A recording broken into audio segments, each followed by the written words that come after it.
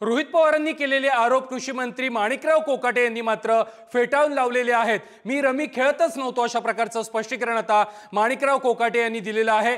विधान परिषदेचं कामकाज तहकूब झाल्यानंतरचा तो व्हिडिओ असावा अशा प्रकारचं वक्तव्य देखील माणिकराव कोकाटे यांनी केलेलं आहे। सभागृहामध्ये कॅमेरे असतात त्यावेळेला मी अशा प्रकारे गेम खेळेन का असा सवाल देखील कोकाटेंनी उपस्थित केलेला आहे। यूट्यूबवरती जाहिरात आली असावी आणि मी ती स्किप केली आहे अशा प्रकारचं स्पष्टीकरण देखील आता कृषी मंत्री माणिकराव कोकाटे यांनी दिलेलं आहे। माझ्या कामांवर मी केलेल्या शेतकऱ्यांसाठी केलेल्या जे काही उपाययोजना आहेत त्या संदर्भात विरोधी पक्ष नेता कुठलाही बोलत नाही।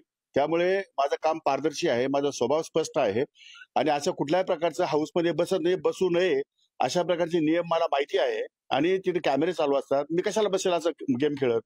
तेव्हा गेम खेळण्याचा काही इश्यूच येत नाही। ती स्काईप करायसाठी मी ते 2 वेळा मी स्काईप करायचा प्रयत्न केला, माझ्या लक्षात नाही आलं स्काईप पटकन कसं करायचं। नंतर स्काईप दुसऱ्याच सेकंदाला स्काईप झालेला आहे, तो स्किप झालेला आहे नंतर, पण तो स्किप झालेला तुम्ही व्हिडिओ दाखवलाच नाही। तुम्ही व्हिडिओ एकदा पूर्ण बघा आणि मी तो स्किप केला की नाही बघा, तुम्हाला लगेच लक्षात येईल। मला सांगा आतापर्यंतचा रोहित पवारांचे माझ्या संदर्भातले काय प्रश्न आहे हो? शेतकरी संदर्भात एक तरी प्रश्न आहे का? शेतकऱ्याची काळजी त्यांनाच आहे, आम्हाला नाही का?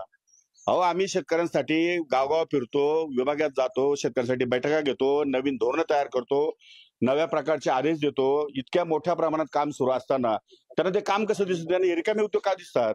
यात काय अर्थ आहे याच्यामध्ये?